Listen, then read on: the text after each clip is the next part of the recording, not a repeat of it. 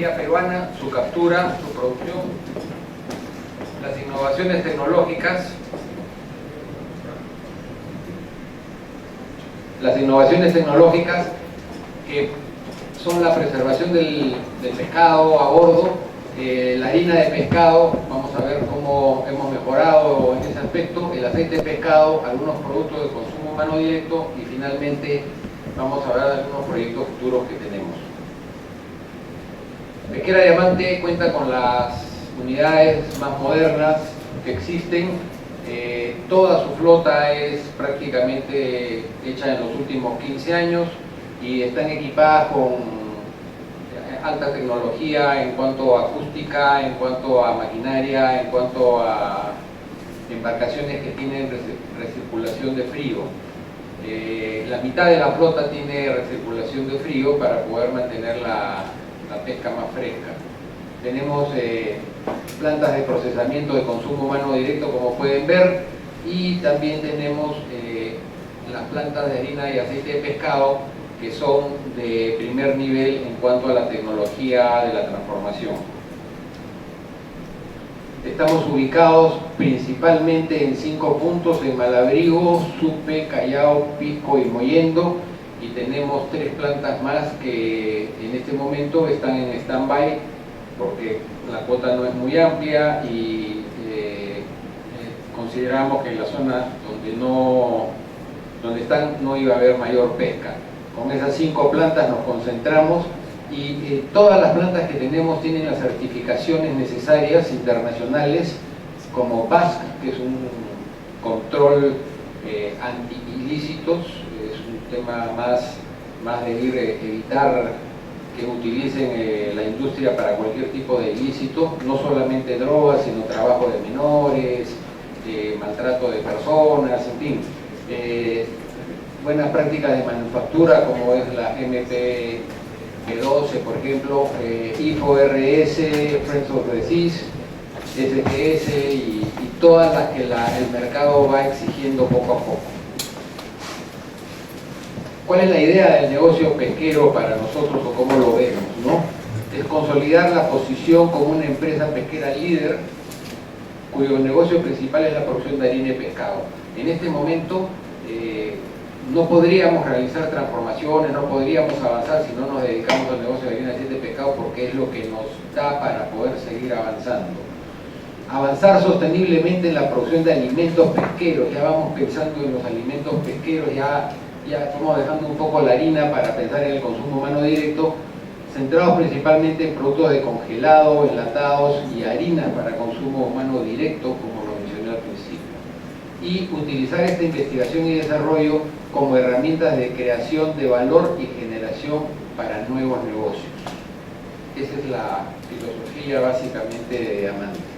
¿Qué se esquematiza? Como, imagínense ustedes, el vector verde es la línea de transformación de harina de pescado, pero si a eso le metemos una investigación aplicada adentro, hay una transformación, hay un sentimiento de creatividad, unas ganas de cambiar o de innovar, y terminamos teniendo otro vector que son nuevos negocios con valor agregado o nuevos negocios que generen un valor diferente. Un cambio para dejar de ser simplemente productores de harina y pasar a ser productores de alimentos, en algunos casos de consumo humano directo y en otros casos de alimentos balanceados, porque como van a ver después, tampoco podemos dejar ese tipo de industria. ¿En qué campos de la innovación marchamos? Primero, la preservación del pescado a bordo de las embarcaciones cerqueras.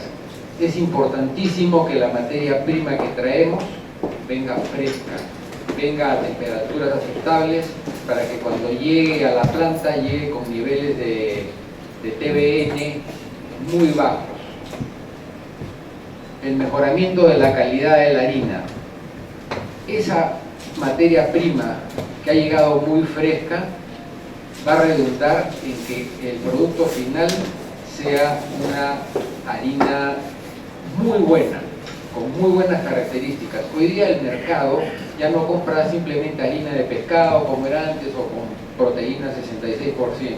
Hoy día el mercado exige diferentes tipos de harina, desde la harina que tiene una viscosidad y elasticidad, desde la harina que tiene diferentes densidades, harinas de niveles de TBN, de histamina, porque están dirigidos a diferentes focos de la producción, sea acuícola. Dentro de la acuícola también hay una serie de nichos diferentes, como podrían ser las anguilas o los salmones.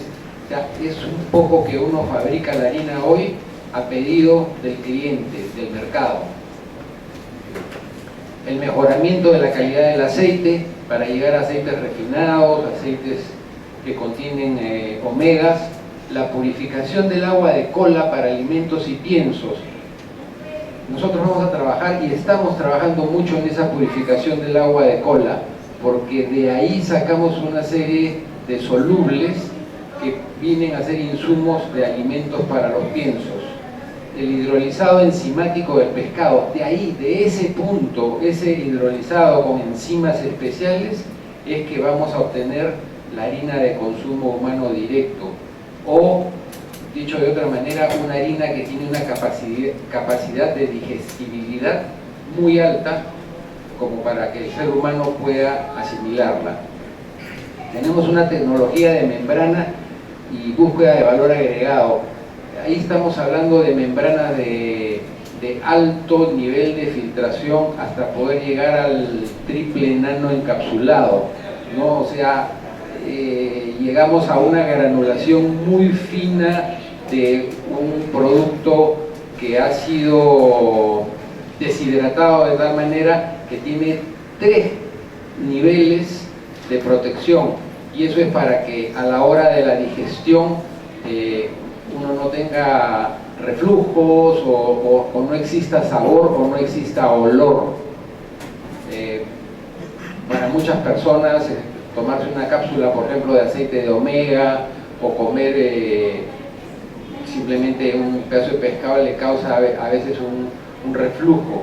El triple nano encapsulado permite que el estómago haga la primera digestión con la primera cápsula, y en el intestino es que se reabsorben las 2 siguientes, entonces ya no hay posibilidad de reflujos. Sin embargo, el cuerpo humano sí está absorbiendo la mayor cantidad posible de los ácidos grasos, de los péptidos, de los nutracéptidos que tiene el producto. Y finalmente la diversificación en productos de consumo humano directo y algunos otros proyectos que tenemos. ¿Cómo va la pesquería peruana en general? La anchoveta tiene vitaminas, aceites grasos que son muy buenos, los EPAs, vitaminas, minerales, proteínas.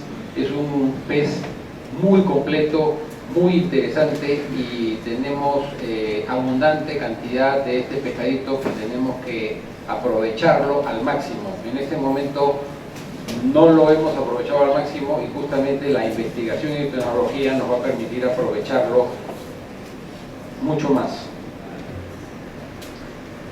¿Cómo se alimenta este pescado? Muchos de ustedes deben saberlo, pero este afloramiento costero del zooplancton, fitoplancton y por fotosíntesis casi en la superficie con la luz solar se convierte en el plancton que hemos escuchado, es producto de corrientes que van de tierra hacia el mar, y corrientes superficiales, subsuperficiales, corrientes inferiores, y la rotación de la Tierra que se llama el efecto Coriolis.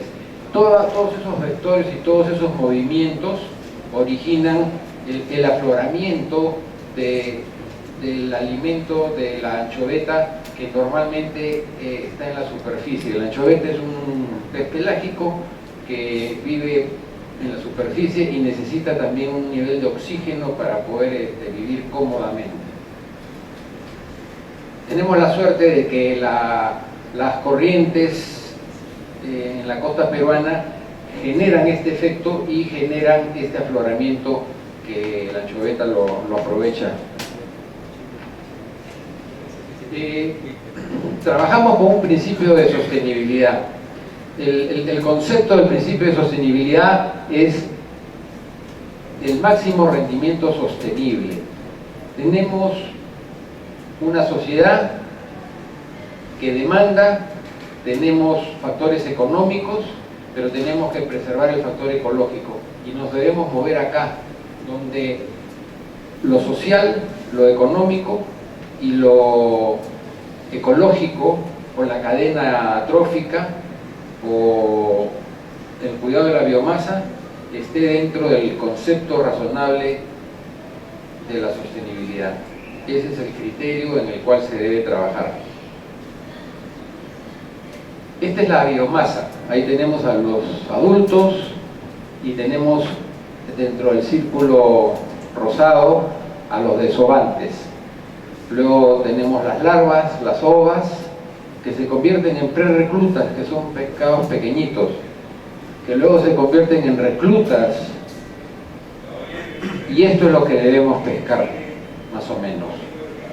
De tal manera de que los prerreclutas son muy pequeñitos, salen por el orificio de las redes, los reclutas, algunos pueden ser capturados, uno no tiene la capacidad de seleccionar porque no los ve, están debajo del mar, no existe ningún equipo electrónico o acústico que nos permita decir si un pescado tiene 11 o 12 centímetros. Pueden caer algunos juveniles. Lo importante es que quienes administran la pesquería, en este caso el Viceministerio de Pesquería, vaya llevando el control de un promedio de juveniles que no sea abundante, y en las zonas donde empieza a encontrar juveniles inmediatamente es vedada. Hoy día existe un sistema de comunicación inmediata, o sea, el patrón está levantando la red y en el momento que se da cuenta que tiene una cantidad de juveniles, porque hay un conteo a bordo, informa por radio, o sea en tema de minutos o quizá una hora como máximo después de la cala, está comunicando a los centros para que el centro de control determine si debe o no debe ser vedada una zona. Esto ha determinado, por ejemplo, que en esta campaña, pese a la abundancia de juveniles que hay en la biomasa, se mantenga un promedio de 13% de captura de juveniles, como promedio. Hay barcos que efectivamente tienen un poco más, otros barcos que tienen un poco menos, pero el promedio anda en 13% y nos sentimos muy satisfechos nosotros, y creo que se sienten bastante satisfechos quienes están administrando la pesquería. El control y la vigilancia, para eso hay unos cruceros acústicos. Estos cruceros acústicos son diseñados por el IMARPE en forma científica y participan las embarcaciones del IMARPE, que son embarcaciones científicas. Sin embargo, algunas embarcaciones privadas tienen equipos bastante sofisticados como para poder colaborar con el IMARPE. Entonces ya es un tema de que el IMARPE planifica, el IMARPE conduce y finalmente el IMARPE analiza el resultado acústico. Pero para poder hacerlo más rápido, en lugar de demorarse 60 días probablemente, se pueden demorar 12 días con la participación de algunas embarcaciones pesqueras privadas que llevan a bordo personal del IMARPE. Entonces se puede ocupar más espacio en menos tiempo, es como una foto más rápida. Evitamos que la biomasa se mueva y está trabajando con regresiones o con correlaciones que siempre nos llevan a algo de distorsión. Entonces hoy en día hay un mapeo mucho más práctico. También existen los cruceros para poder calcular el nivel de ovas o huevos, que normalmente se hace previa al crucero acústico. Tenemos un análisis oceanográfico que lo hacemos desde a bordo y nos valemos también de las ayudas satelitales y vamos comparando par y par. Y finalmente ya en el momento de la pesca tenemos el control satelital, sabemos perfectamente dónde está cada embarcación en el momento que está reportando cuando está pescando. Sabemos dónde pescó, por la velocidad que tiene, por el rumbo que tiene, cómo se está movilizando. Todas las embarcaciones que trabajan en la industria tienen un control satelital que lo lleva por un lado el Ministerio de Pesquería y por otro lado la Dirección General de Capitanías y Guardacostas. Y finalmente también en la descarga existe un control por parte de Produce y por otro lado SGS, que está contratado, bueno, son en realidad 3 empresas, SGS, Bureau Veritas y hay una tercera empresa privada. Son 3 empresas privadas que están en diferentes puertos. Finalmente, podemos decir que las regulaciones y herramientas que se utilizan son las cuotas de captura, que las da a recomendación del IMARPE, del Ministerio de la Producción, la protección del desove, vedas para proteger juveniles, tamaño mínimo de captura y tamaño de la malla o la red. Estos son los elementos o herramientas con que se cuenta y que los he venido explicando para proteger la biomasa. Aquí tenemos una explicación, una breve muestra de lo que es capaz de colaborar la empresa privada cuando hace sus operaciones o cuando acompaña al IMARPE. Pero hay que saber discriminar. En este caso vemos toda esa cantidad de puntos negros, verdes, azules y rojos, son las diferentes escalas o informaciones acústicas que se dan en una temporada de pesca. Si contamos 40 embarcaciones que tienen equipos sofisticados como para poderlo hacer y navegan 40.000 millas náuticas cada año, eso equivale a 240 cruceros del IMARPE. Pero, vuelvo a decir, hay que saber discriminar, porque por un lado, una cosa es seguir un patrón científico de cuándo se debe calar, haya o no haya pescado. O sea, cuando el IMARPE diseña un crucero, lo diseña con un criterio científico.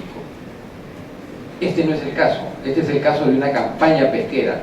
Sin embargo, ese volumen de datos, si lo recibe un científico, está muy satisfecho de tener, porque lo que más necesita un científico es data informativa.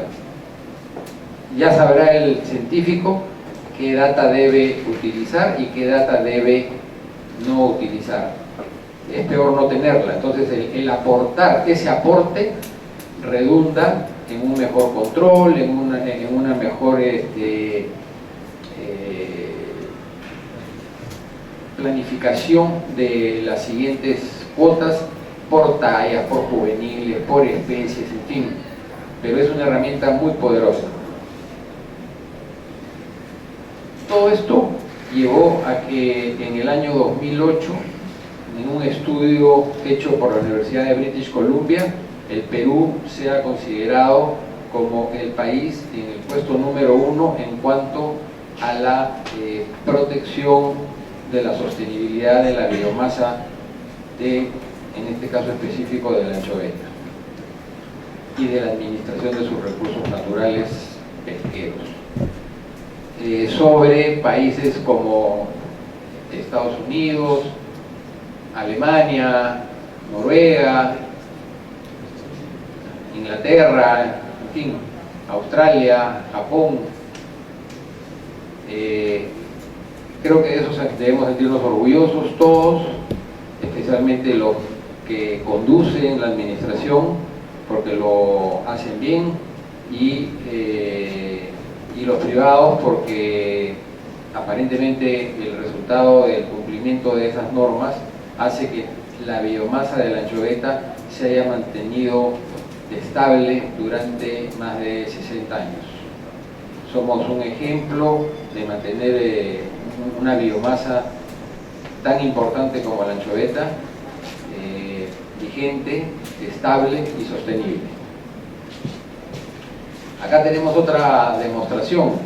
La parte celeste es la cantidad de biomasa, la parte roja es la cuota y la parte amarilla es la descarga. Han habido años como este, por ejemplo, que fue el 2010, que hubo un niño donde cuando hay anomalías climáticas o oceanográficas, el pescado se dispersa, se profundiza, busca su hábitat y es muy difícil capturarlo. Eso mismo está sucediendo en este momento y sucedió en el 2014. Acá no fue por una anomalía climática, fueron por unas normas no tan acertadas, pero en este caso sí estamos saliendo de un niño y el cardumen recién está, digamos, agrupándose, ha estado demasiado disperso. Y ayer o antes de ayer he estado reunido con los especialistas del IMARPE y ellos consideran de que conforme vayan avanzando los días la biomasa se va a ir juntando en forma de grandes cardúmenes para poder ser capturada. Tenemos el desembarque de anchoveta.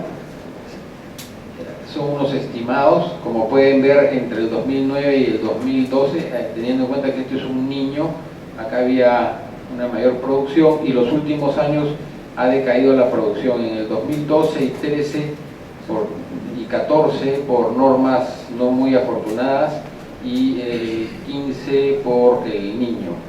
El 16 también tenemos una producción baja, hemos tenido una primera campaña muy pobre y estamos sudando mucho para que esta campaña se pueda cumplir con la cuota. Acá tenemos una demostración. Fíjense lo que en rojo tenemos es el consumo humano directo. Estamos casi sobre 1 millón de toneladas. Es cierto que ahí hay otras especies, no solamente anchoveta, pero principalmente es anchoveta. Sin embargo, podemos ver en la siguiente lámina que el consumo de anchoveta para el consumo humano directo primero empezó a aumentar muchísimo hasta el 2011 y luego ha empezado a decrecer. Esperemos que esto vuelva a repuntar nuevamente, pero no pasa de 120 y tantas mil toneladas. Se ha calculado que en lo que va del año y tratando de pensar cómo vamos a cerrar el 2016, se podría llegar a 142.000 toneladas, que sería un poco por acá, ¿no? Sería un buen año para consumo humano directo. Pero hay una diferencia entre lo que se consume para consumo humano directo y la lámina que vimos hace un momento, y esa es la parte ilegal. Esa es la parte que hay una anchoveta que es capturada, descargada en forma ilegal y que va a las fábricas clandestinas. Contra ese mal es que tenemos que trabajar, porque hay algunos ciudadanos peruanos que se han dedicado, como en todos los giros, a no cumplir las normas y capturan, no sabemos si juveniles, no juveniles, grandes, chicos, medianos, las descargan en muelles que no son muchas veces autorizados y tienen un destino que no es conocido, o si es conocido no se ha podido demostrar todavía la ilegalidad, pero hay bastante creencia entre lo que se exporta y lo que se produce. Hay una diferencia, y esa diferencia es una pesca ilegal. Contra eso hay que luchar. Acá tenemos las diferentes especies. Vean, atún lisa, bonito, merluza, hasta jurel y pota. El segundo producto de consumo humano, digamos, el segundo producto de captura es la pota, y es el producto de consumo humano más capturado. El jurel, en este caso, acá figura con una cantidad de 120.000 toneladas, pero han habido años donde hemos tenido una captura de jurel de 600 y 700.000 toneladas. En este momento, en los últimos casi 4 años, no hemos tenido jurel por condiciones oceanográficas. Y acá está más o menos graficado lo que viene a ser el ranking internacional en millones de toneladas. Bueno, China siempre fue el primer productor y Perú fue el segundo productor. Hoy día, producto de las normas equivocadas que se dictaron en los últimos años, Perú ha caído al 6º puesto como país productor de captura en el mundo. Es una pena, pero hay que trabajar para recuperar. Esta lámina es bien interesante porque no solamente nos permite ver que el mar ya prácticamente ha llegado a una meseta, ya al mar no se le puede extraer más peces, ya llegó a su límite, lo que yo hablaba de sostenibilidad. Inclusive ya hay especies en diferentes o en otras partes del mundo que han sobrepasado su nivel de sostenibilidad. Y esta parte azul es la parte de la acuicultura. Miren cómo ha subido. El mundo cada vez tiene más seres humanos. Nosotros somos parte de la cadena de depredación. El ser humano es un depredador. Considerémonos así, somos parte de la cadena de depredación. Y necesitamos alimentarlo. No hay alimento. ¿Qué hacemos? ¿Una saca de hombres? No podemos hacer saca de hombres. Necesitamos ingeniárnoslas para que cada vez podamos satisfacer de alimento y de proteínas a la cantidad de habitantes que hay en el mundo. Tenemos que ser creativos. Dentro de esa creatividad, en la acuicultura, miren cómo ha crecido. Pero esta acuicultura requiere de piensos y la acuicultura no se puede alimentar exclusivamente de alimentos vegetales. Han habido experiencias en que se ha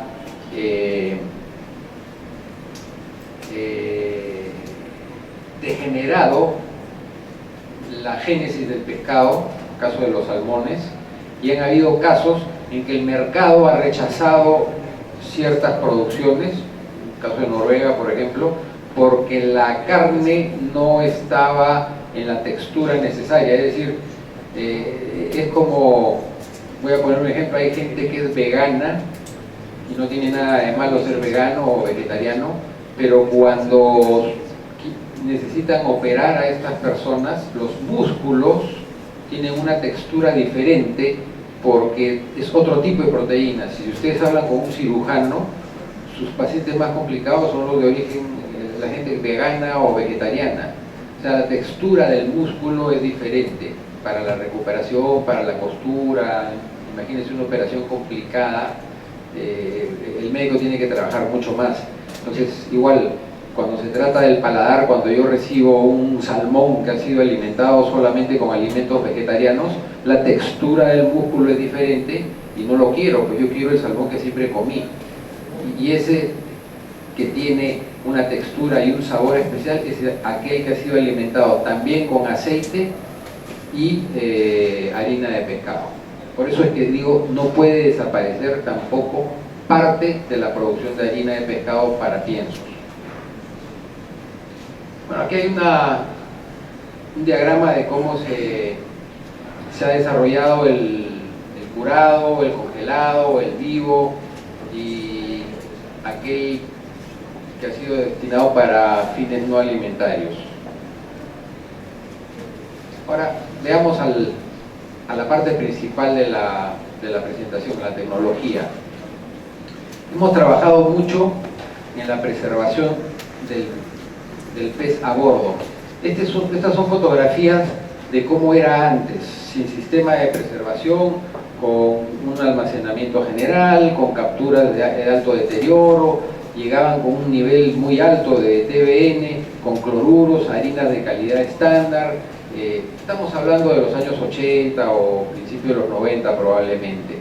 Recién en ese momento empieza a transformarse un poco la industria y en el caso de las embarcaciones empiezan a aparecer las embarcaciones que usan agua de refrigeración o RSW, que es un agua que está recirculando, y podemos mantener la materia prima en una temperatura muy interesante para los fines que nosotros queremos.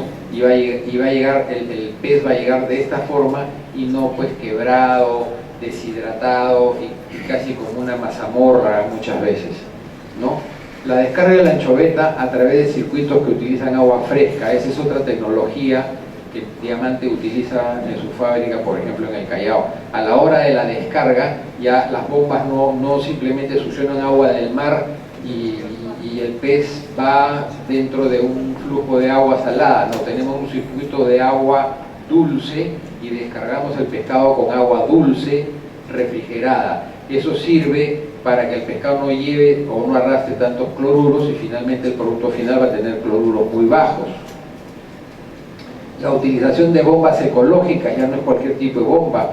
Las bombas han ido mejorando, de las bombas Moino, hoy día trabajamos con bombas al vacío y eso hace que el pescado no se quiebre, no se rompa o se dañe mínimamente, ¿no?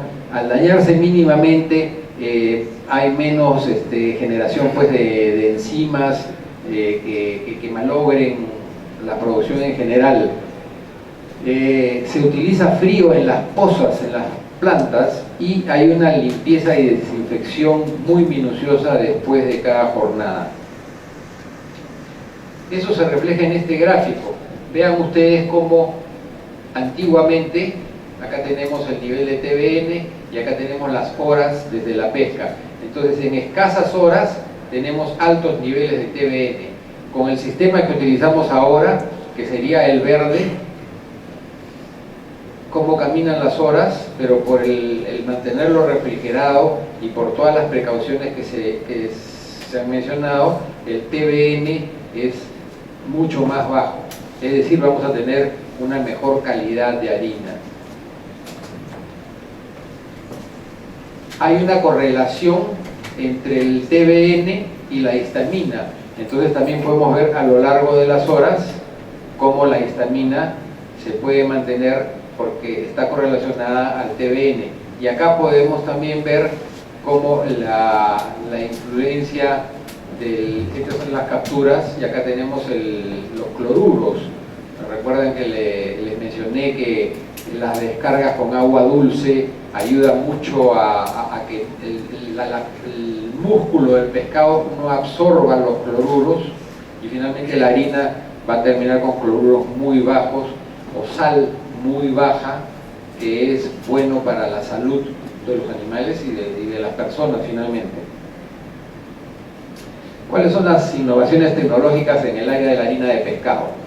Miren ustedes lo que era antes y lo que es ahora. No voy a mencionar una por una, creo que si ustedes las leen es mejor, pero vean el antes y el ahora, en proteínas, en grasas, en humedad, en minerales, en cloruros, en arena, en TBN, en free fat acids, o sea, los ácidos libres, en histamina, en antioxidantes y finalmente la digestibilidad.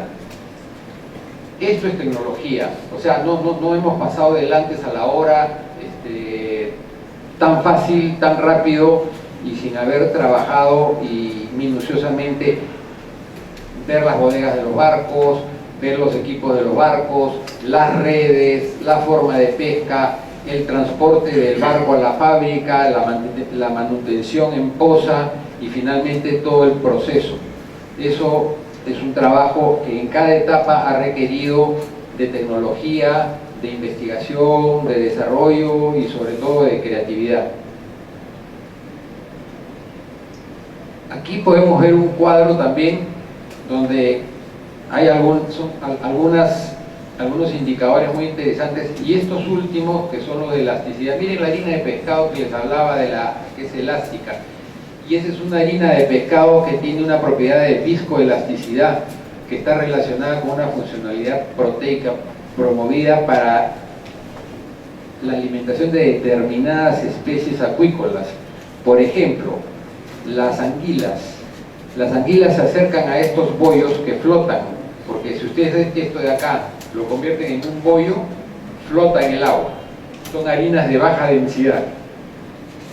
Y esas harinas de baja densidad que no son solubles, las anguilas vienen acá, las pinchan y las jalan como si fuese un chicle.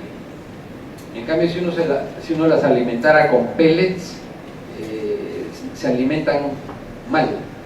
Entonces el mercado solicita este tipo de producto. Esta es una muestra, obviamente, pero finalmente las harinas de baja densidad y que tienen una viscosidad elástica son demandadas por determinado tipo de mercados. Eso también es investigación, desarrollo, creatividad, tecnología, para poder llegar a ese tipo de harina. Y así como este ejemplo, hay muchos otros que mencioné al principio. Acá tenemos también conceptos diferentes de harinas hechas con proteína de bajo peso molecular, como la otra que mencioné, que hemos identificado que hay un factor de crecimiento no identificado, ¿no? Que son las proteínas solubles,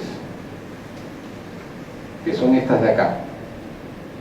Estas investigaciones están focalizadas en diversos compuestos nitrogenados de la proteína soluble y su uso como ingredientes de piensos de la agricultura. Este es un tema importante porque costó mucho esfuerzo, primero poder satisfacer al mercado y luego cómo satisfacerlo. Hubo muchos años de trabajo para poder llegar a saber la adecuada elasticidad y la no solubilidad. En este cuadro, para no marearlos tanto, acá tenemos al Perú con su harina Super Prime haciendo un benchmarking con diferentes países y van a ver ustedes que los parámetros de la harina peruana son superiores a los de los demás países casi en su mayoría. Y he resaltado en verde aquellos más importantes como la metionina, la lisina, la histidina y la arginina. Y estos de acá son los de especialmente los del el concepto de la harina elástica no soluble. Somos productores que, si vamos comparando país a país, y esta es la harina de bajo peso molecular que les había mencionado que nosotros también producimos, que tiene una cantidad, imagínense acá por ejemplo 12.97 versus, miren estos números, o 10.87 versus estos números, y 7 punto y pico versus estos números, ¿no? Entonces es un gran hallazgo, es un gran descubrimiento, es un gran progreso en la industria. ¿Qué otro tipo de innovaciones tecnológicas tenemos, por ejemplo, en el aceite? El aceite, como ustedes saben, es una materia prima que se puede utilizar directamente para cierto tipo de alimentos, pero si se le procesa, puede servir como harina, digamos, para la harina de pescado, como alimento de piensos, aceite de pescado con un rendimiento de 4%, el volumen disponible es 2/3 para la acuicultura y 1/3 si se trabaja adecuadamente como aceites que contienen omegas que sirven para el consumo humano directo y para la salud. Este proceso es el proceso normal antiguo.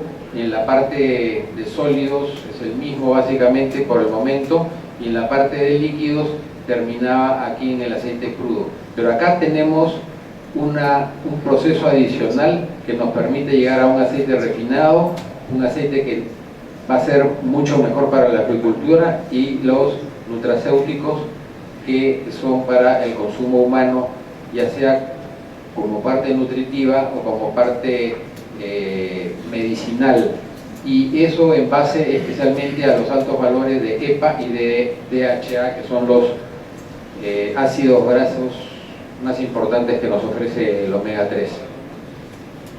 Acá tenemos también un benchmarking del contenido de omega 3 en las diferentes especies. Como vemos, la anchoveta es la que más nos puede producir el omega 3.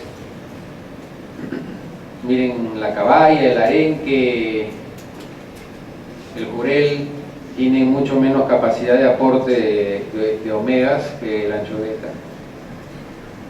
Acá podemos analizar un cuadro muy interesante. Esta es la producción total de aceite de anchoveta en el mundo, y esta es la demanda normal de anchoveta, y esta es una demanda, digamos, en un caso excesivo. podríamos estar llegando en algún momento en un punto en el cual ya el aceite no cubra la demanda.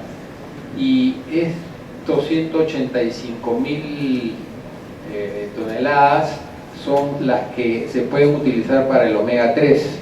Estamos hablando de, digamos, del aceite, una cantidad como promedio por acá se puede utilizar para el omega 3, y este es el aceite en general de anchoveta, ¿no? Podemos ver que pronto, si sigue la demanda como está viniendo, no vamos a satisfacer al mercado. Vamos a tener que ser más creativos para poder obtener mejores nutrientes, mejores ácidos grasos, o combinar ácidos grasos para poder obtener los mismos resultados. Acá podemos ver también el omega, no solamente el omega, el aceite de pescado. El 79% del aceite del pescado en el mundo se produce de anchoveta, bagre, atún, algas, salmón, levaduras, otro tipo de plantas, pero casi el 80% del aceite se produce de anchoveta. Y eso es consumo humano directo, como suplementos dietéticos, como alimentos y bebidas, nutrición infantil, farmacéuticos, nutrición clínica, alimentación animal. Siempre hay una parte que tiene que ir a la alimentación animal para la crianza acuícola, pero hay suplementos dietéticos que son los ácidos grasos que vienen en el omega 3, hay productos farmacéuticos que tienen otros fines, y hay la nutrición clínica de ácidos grasos omega 3 que permiten la nutrición entérica, digamos, gastrointestinal, ¿no? Ya estamos hablando de temas de medicina un poquito más avanzada, a lo cual la anchoveta ya está aportando. Aquí pues tenemos algunas presentaciones de algunos productos. Fíjense cómo marcas conocidas ya están introduciendo el omega 3, y acá tenemos un cuadro de cuán receptivo o cuán beneficioso puede ser el omega 3 en sus diferentes fases, ¿no? Como el desarrollo visual del cerebro del infante, la inmunidad, el estado de ánimo, la salud visual, la salud cardíaca, la salud articulares, la cognición, la inflamación o el cáncer. Miren qué interesante, digamos, el alto rendimiento que tiene en estas diferentes fases. ¿Qué productos de consumo humano directo estamos obteniendo en Diamante en base a las nuevas tecnologías? De mayor calidad y seguridad, más naturales, saludables, funcionales, listos para cocinar o para comer, y que lleven procesos respetuosos con el medio ambiente. O sea, no solamente se trata de hacer conservas o de hacer filetes de pescado, se trata ya que el proceso que han tenido, el envase que tienen, el líquido de gobierno que tienen, sean saludables, porque tienen bajo contenido de sal, bajo cloruro, en fin.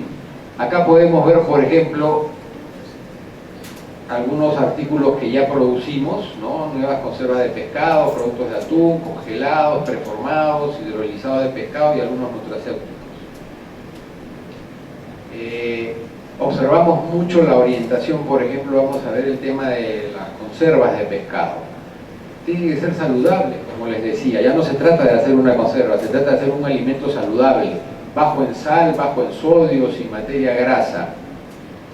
Ya en el mercado internacional existe ese tipo de productos y nosotros tenemos que ser competitivos con el mercado nacional y estamos trabajando en eso. Tienen que ser saludables,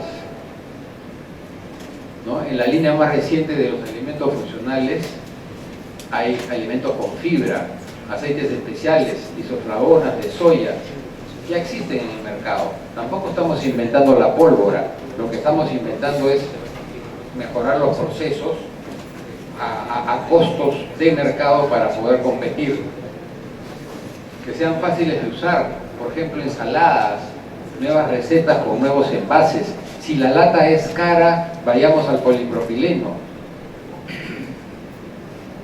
¿no? Por ejemplo, los patés, los mousse, podemos utilizar un poco de concentrado de anchoveta para poder enriquecer un queso, por ejemplo, y que sea un queso que tenga un poquito de sabor a anchoa, ¿no? Diferentes tipos de productos para poder alimentarnos o enriquecer nuestra alimentación, ¿no? Envases más higiénicos como el vidrio, que son más ecoamigables, o más económicos, ¿no? Como estos aquí. Lo de bolsa flexible, que también existen en el mundo, son más caros que el de polipropileno, pero existen. Esta es la línea de presentación de Diamante en sus líneas de jurel, caballa, atún y bonito y anchoveta, ¿no? La marca es Frescomar y hay en diferentes presentaciones, en trozos, sólidos, gratet, filetes, tenemos nuevas presentaciones, acá por ejemplo las albóndigas que ya están siendo comercializadas, tenemos lomos de jurel en aceite de limón, lomos de jurel en aceite ahumado picante. Este es muy interesante, este producto ganó un premio a la exportación en ADEX, que es un lomo de jurel en salsa de hierbas andinas, es el saborcito de la pachamanca, ¿no? Entonces hemos logrado obtener el sabor de la pachamanca y es bien agradable el jurel, que es un poquito fuerte, cómo se le esconde con el sabor de las hierbas andinas. O productos preformados, congelados, que vienen en estas presentaciones, ¿no? Los nuggets, productos tipo ensalada de mariscos, o pueden ser bolsas también o solo de langostinos, o solo de pota, en fin, las hamburguesas. Aquí me había olvidado de mencionarles, también hemos logrado, muy interesante, unas latas que próximamente van a salir al mercado con un tuco para los tallarines, para las lasañas, con sabor a la boloñesa y con sabor agridulce. Estamos en la etapa de pruebas y tienen muy buen resultado.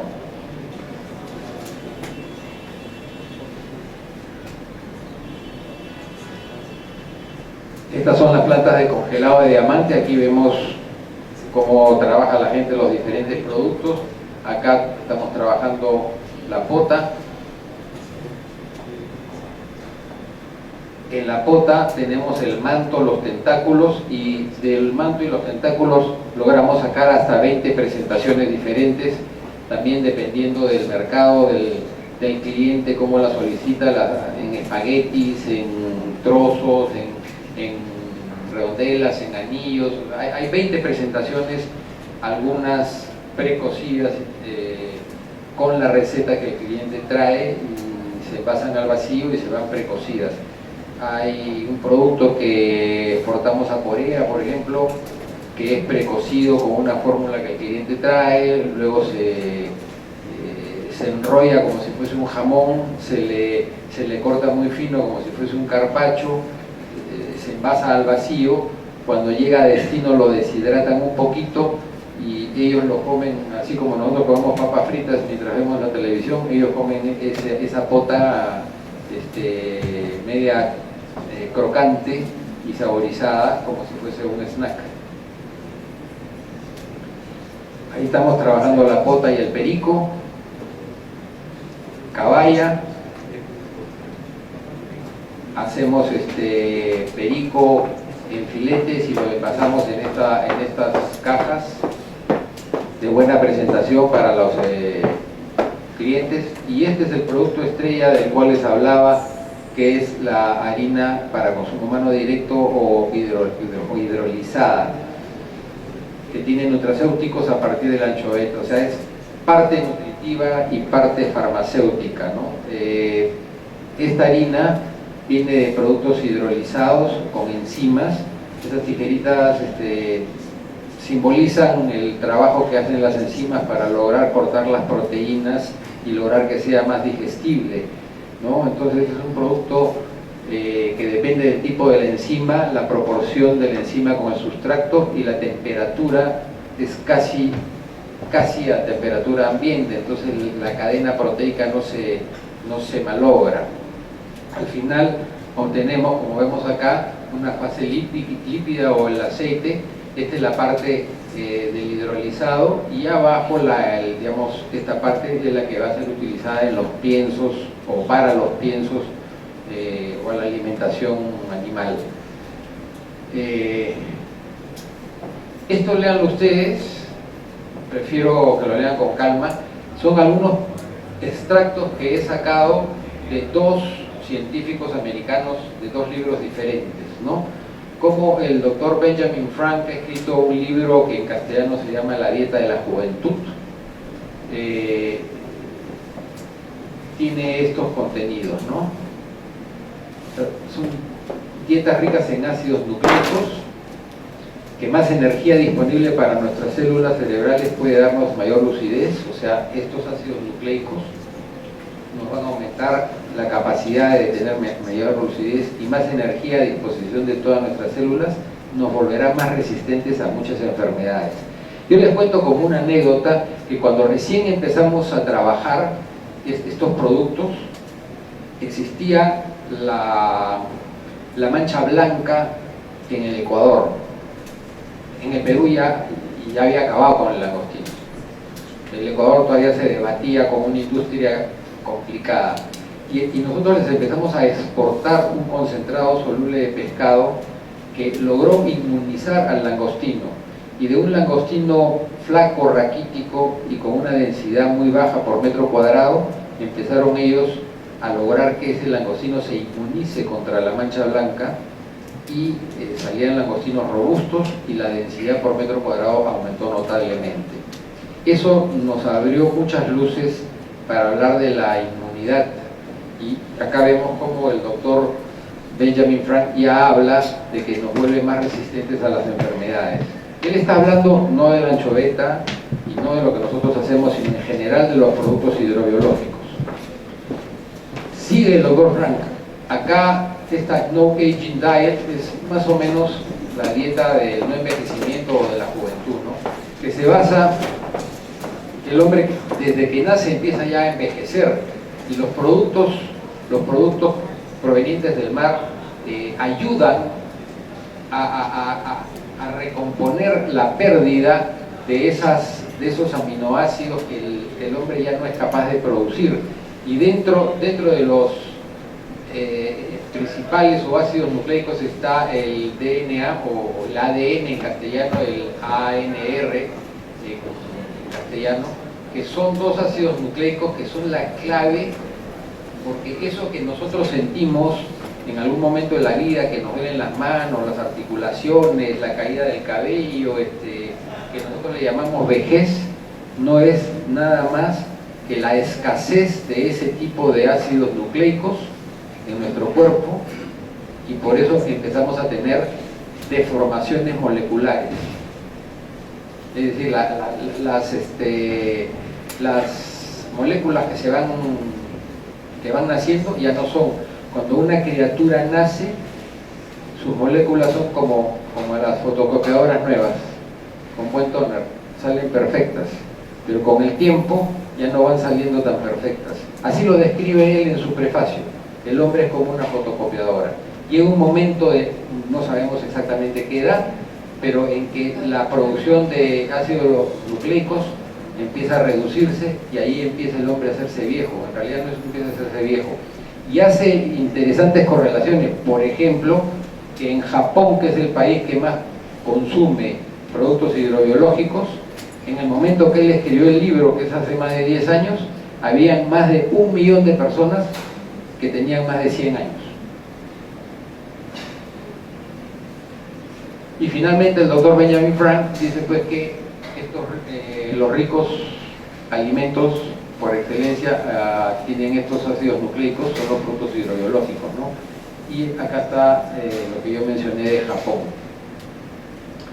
Hay otro médico de la Universidad de California, de South California, que dice que la energía desempeña un papel básico en nuestras vidas y que más energía disponible en las células cerebrales, básicamente lo mismo que dice el otro médico, ¿no? Nos hace muy resistentes a muchas enfermedades, que las reacciones químicas a nivel celular denominadas metabolismo intermedio produce el combustible fundamental para la vida. La molécula es el trifosfato de adenosina, el ATP. Y termina diciendo que este ATP es lo que necesitamos para escribir, para dar un poema, para dar un puntapié en una pelota, o sea, todas las coordinaciones cerebrales, toda esa coordinación, esa motora que nosotros conocemos, dicha de otra manera, tiene un origen en estos aminoácidos que son los mismos que mencioné antes. Acá está el ADN. No solamente la harina, sino cualquier tipo de producto hidrobiológico es muy sano para el ser humano. Tenemos que escoger los mejores, y esa anchoveta que insistentemente y erróneamente han tratado de que la comamos cruda, yo no dudo de que hay personas que le guste la anchoveta cruda. No me voy a corregir, no necesariamente cruda, sino sola, que puede ser frita, que puede ser estofada, que puede ser en un ceviche. Hay gente que le encanta, y no dudo. Hay gente que le gusta y me dice: yo como anchoveta una vez a la semana, si no, no podría vivir, y la como frita, rebozada, en fin. Pero en las estadísticas que tenemos, a la mayoría de la gente no le gusta porque tiene un sabor muy fuerte. Hay gente que dice que se siente un sabor hostigante al cabo del tercer o cuarto día de comer anchoveta. Entonces lo que buscamos es un vehículo que lleve las proteínas que la anchoveta tiene al ser humano sin que se dé cuenta que está comiendo anchoveta, pero que tenga todos los nutrientes y todos los aminoácidos o ácidos grasos que tiene la anchoveta. Entonces, dentro de los proyectos futuros, para nosotros es identificar las oportunidades de la anchoveta como enriquecedor de alimentos, identificar las brechas y obstáculos tecnológicos para el aprovechamiento de la anchoveta como un enriquecedor de alimentos, definir qué actividades de investigación y desarrollo necesitamos para lograr eso, y definir los lineamientos futuros para la anchoveta como un enriquecedor de alimentos. ¿Cuál es la propuesta?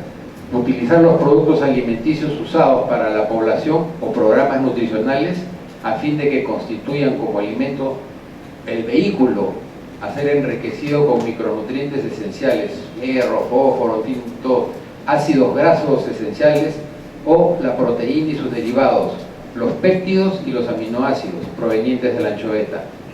Por ejemplo, la anchoveta, como vieron ustedes, la podemos convertir en un polvo hidrolizado que puede ser mezclado con leche, o que puede ser mezclado con el arroz o con cualquier tipo de alimento, y los niños pueden estar alimentándose sin darse cuenta que están alimentándose básicamente con anchoveta. ¿Cuáles son aplicaciones del hidrolizado? Por ejemplo, el preformado del arroz, el preformado de la pasta, o los yogurts o los lácteos. Imagínense ustedes que de este polvo yo logro preformar granitos de arroz y hago un contrato con, no voy a decir el nombre para no hacerle publicidad a nadie, pero con cualquier fabricante de arroz, y le digo: por cada 900 gramos de arroz que tú tienes, yo meto 100 gramos de este preformado y lo mezclas. Ya estamos comiendo un arroz enriquecido. O en la pasta, perdón, aquí en la pasta. O sea, la pasta ya se fabricó, entonces no necesito ponerle la proteína al costado, ya lleva la proteína en sí, y quien la come no se da cuenta que está comiendo un pescado, ¿no? Y galletas, y hay una cantidad de alimentos. Acá hay otro tipo de alimentos que sí llevan, por ejemplo, el tuco que les hablé hace un momento, que para las lasañas, o albóndigas, o diferentes presentaciones que ya se hacen. Y si entramos a la parte farmacéutica, hemos hecho investigaciones también que ya existen, no las hemos hecho desde cero, hemos tomado investigaciones del mundo farmacéutico y hemos podido observar que en todos estos campos actúa los ácidos grasos básicamente y los ácidos nucleicos. Entonces podemos lograr controlar la hipertensión, el envejecimiento que les hablaba, el cáncer, la diabetes, las taquicardias, los desórdenes, el cáncer y las infecciones microbianas a través de la inmunidad. Y como les dije al principio, tampoco hemos descubierto la pólvora, esto ya existe. En el mercado mundial ya existe esto. Pero yo les hago la siguiente pregunta. Esto lo produce Japón. ¿Cuánto le cuesta a Japón hacer 100 cápsulas de bonito versus cuánto nos costaría a nosotros hacer 100 cápsulas de anchoveta? Probablemente a nosotros nos cueste el 10% que los japoneses. No por la mano de obra, sino por la materia prima.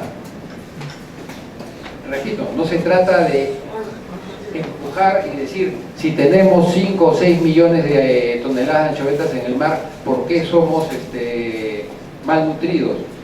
Porque la gente no la ha querido comer. Se ha sacado al mercado, y ustedes han visto la lámina, no sube el consumo de anchoveta de 120.000 toneladas o 110.000 toneladas.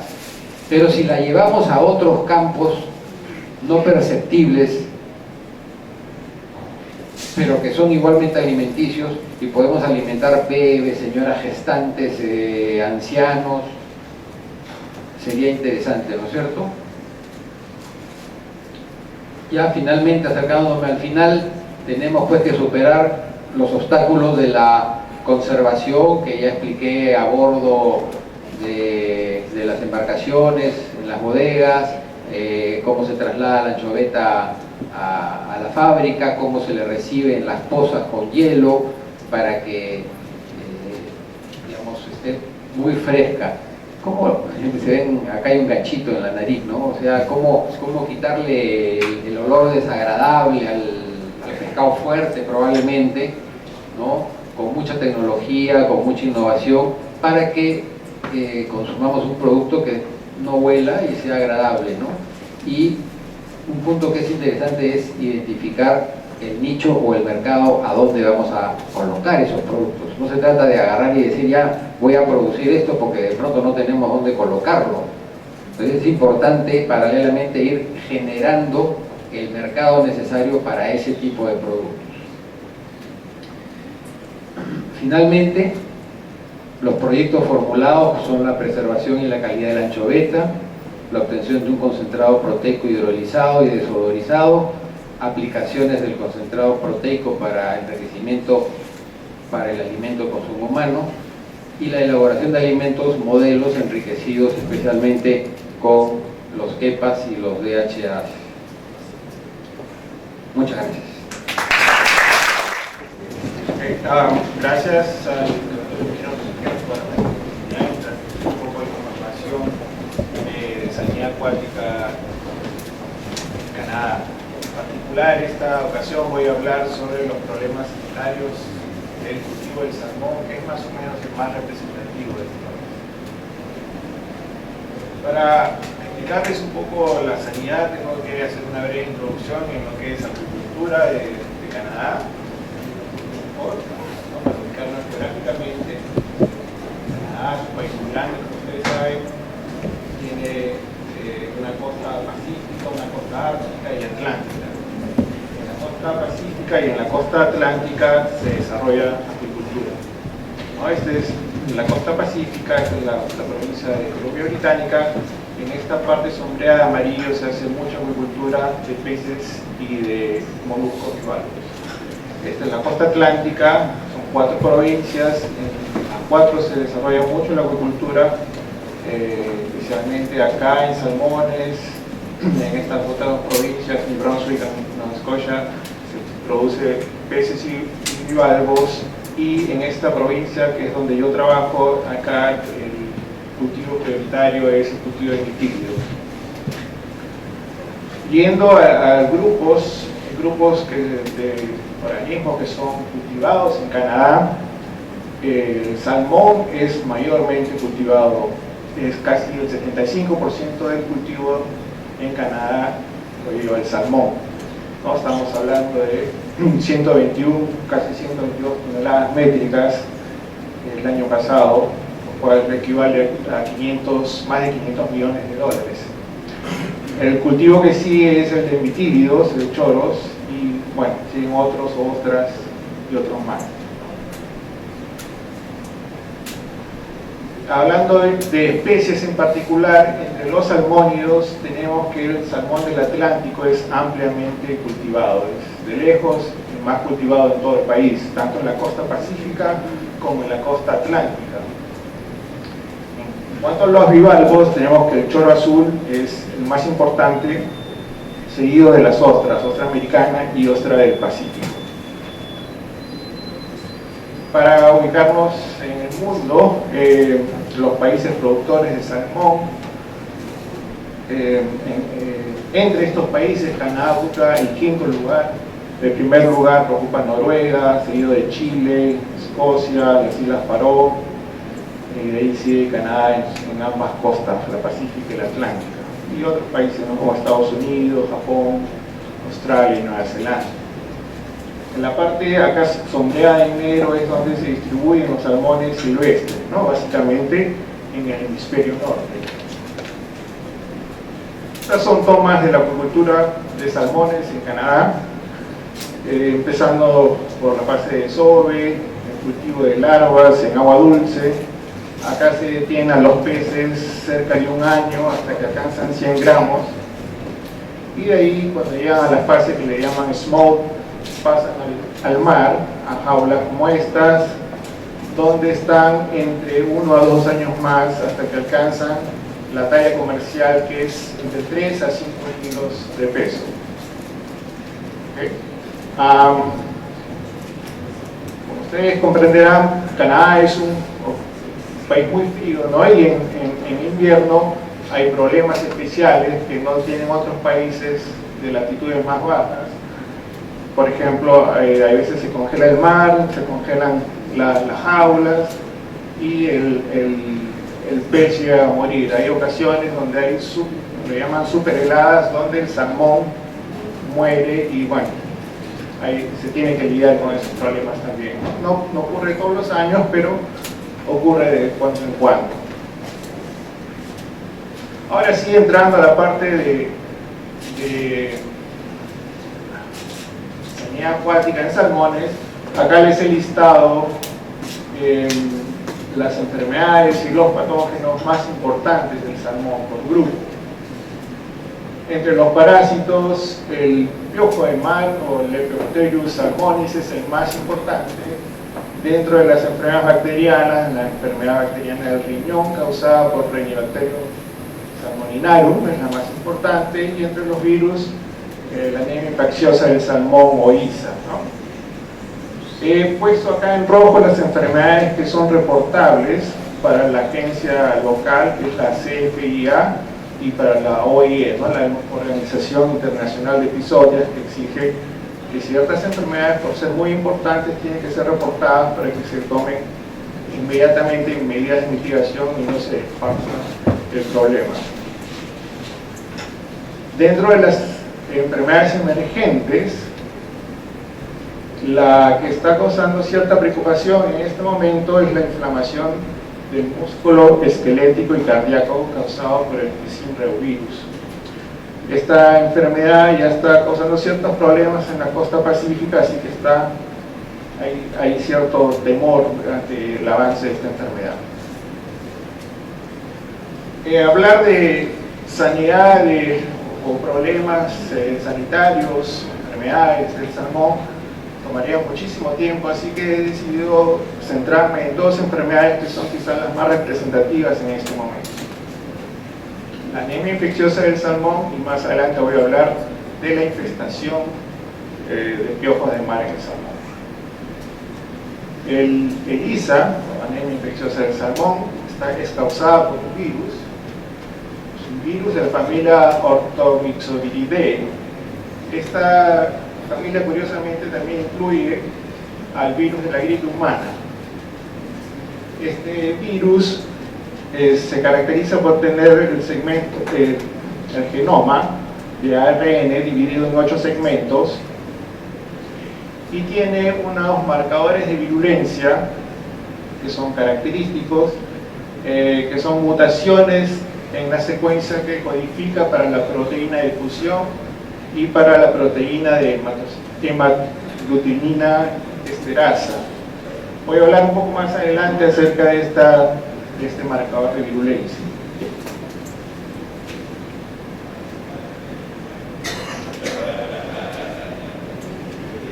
La enfermedad es bastante problemática para el salmón del Atlántico, es una especie susceptible ante el ISA y afecta en todas las etapas de vida del pez, especialmente cuando es trasladado de la parte del agua de dulce al agua de mar, ¿no? En la fase que le llaman smolts. La mortalidad normalmente es de un 30%, pero si no se toma ninguna medida de mitigación puede llegar hasta el 90%. No hay tratamientos de las enfermedades virales, sin embargo sí hay vacunas para el ISA que son de éxito regular, digamos. Esta enfermedad está presente en el Atlántico canadiense, pero en el lado Pacífico como que la cosa está un poco dudosa. Oficialmente se dice que no existe el ISA en la costa pacífica, pero hay ciertos reportes que dicen que sí hay, ¿no? Entonces, bueno, este es un tema bastante picante, bastante político en Canadá en este momento. El costo de mantener, de mitigar esta enfermedad es bastante alto. El primer brote que se dio en 96 en New Brunswick costó alrededor de $60 millones, ¿no? No estamos hablando de cualquier cosa, es bastante caro mitigar enfermedades como esta. Pero debo decir que en este momento el ISA está controlado en Canadá. Es una enfermedad bastante problemática. Hace 10 años fue un problema muy fuerte. En este momento está la situación bajo control. Hay aún brotes de cuando en cuando, pero se llegan a controlar con eficacia. Los signos clínicos de esta enfermedad se caracterizan por palidez en las branquias, exoftalmia, no ojos salidos, petequias en el abdomen o pequeñas hemorragias y un hígado muy oscurecido. A nivel histológico, la característica es de congestión de los sinusoides o vasos sanguíneos, tanto en el riñón, el hígado o en otros órganos. Y es que este virus tiene tropismo hacia el endotelio, que es el forro interno que tienen los vasos sanguíneos. Por eso que se da la anemia. Cronológicamente, el virus apareció en el 84 en Noruega, después apareció el 96 en Canadá, el 98 en Escocia, el 2000 en las Islas Faroe, 2001 en Estados Unidos, en Maine, y finalmente en Chile en 2007. Pocos años después de que apareció esta enfermedad se tomaron medidas de bioseguridad, se mejoró el manejo y en algunos casos se incorporaron vacunas, se crearon vacunas para combatir esta enfermedad viral. Especialmente Canadá, que fue el pionero, en el 99 empezó a usar vacunas contra el ISA. Ahora, esto es un monitoreo, el último monitoreo que se hizo de este año en la costa atlántica de Canadá. Estos son los brotes que se hallaron de ISA, todos bajo control en este momento, excepto uno que todavía está en marcha, aunque bueno, esto ha sido tomado hace unos meses, que es probable que ya esté bajo control en este momento. Ahora quiero hablar un poco de los marcadores de virulencia, al menos de un marcador de virulencia que es importante. Este marcador de virulencia se encuentra en una región que le llaman región altamente polimórfica. Quiere decir esto que es una región en el segmento de los aminoácidos del genoma del virus, donde se producen muchas mutaciones. Básicamente es esta área de acá, que abarca más o menos 30 aminoácidos. Si ustedes ven acá, en la parte de arriba, la secuencia de aminoácidos está completa, y este es un virus que no ha mutado, se le llama HPR0, por sus siglas en inglés. Y cuando muta, se producen supresiones, o sea, se borran partes de los aminoácidos, y en este caso se le llama HPRD o delta, por decir deletion, o sea, borrado de secuencias. Ahora, de acuerdo a la posición de este borrado, se le dice HPR 1, 2, 3, así sucesivamente hasta 30, 32, creo que es el último HPR.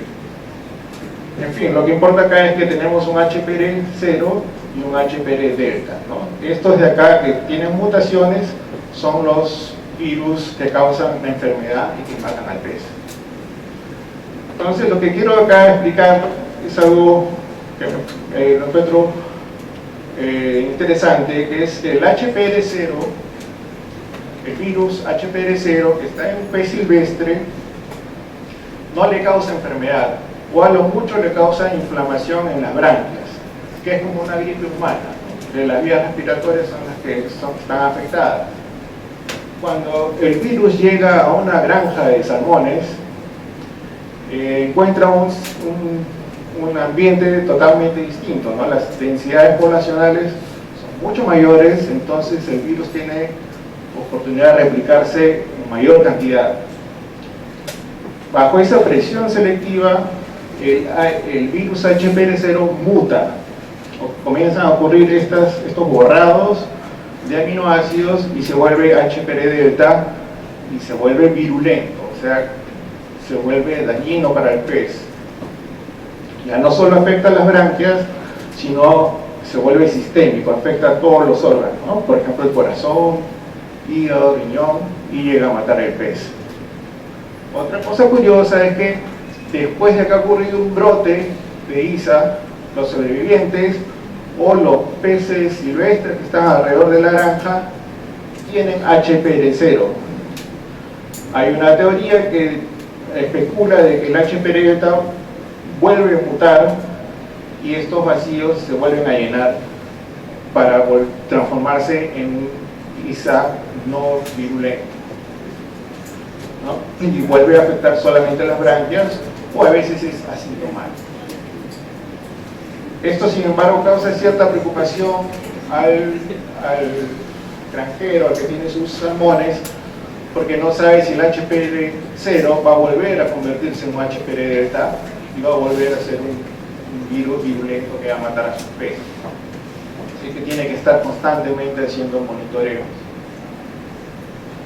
Las medidas generales de bioseguridad para combatir este virus son reducir la intensidad de producción, ¿no? Y eso lo tiene que entender bien el agricultor, no ser tan ambicioso, no estresar a sus peces, darles un margen para que su sistema inmunológico esté fuerte.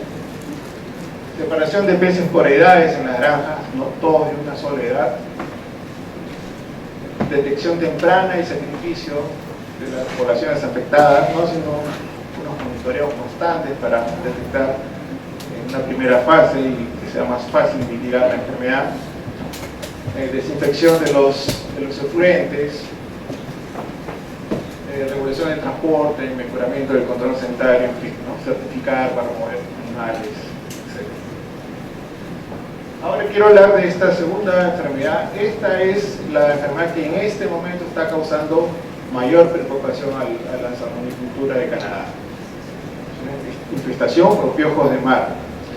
Esta es causada por el copépodo parásito Leptopterus salmonis.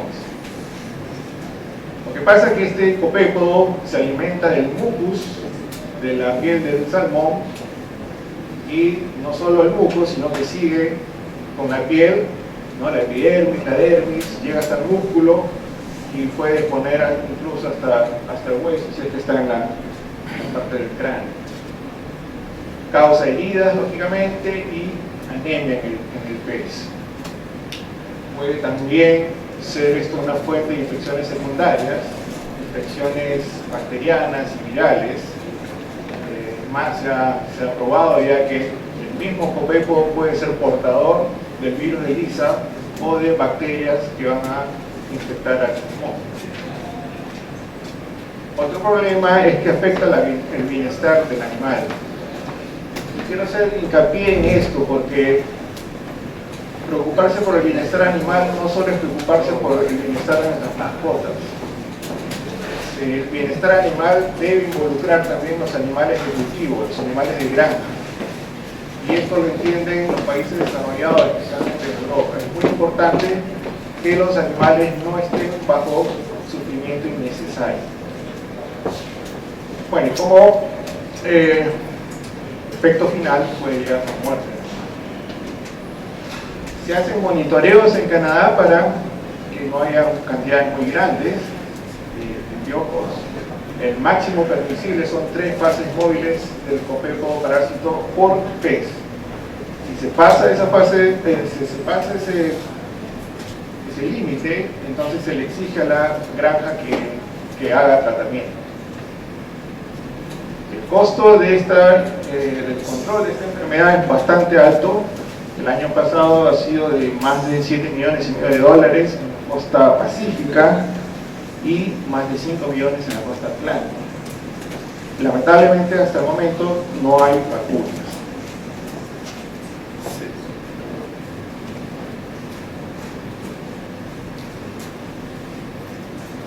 Estas son unas tomas del piojo.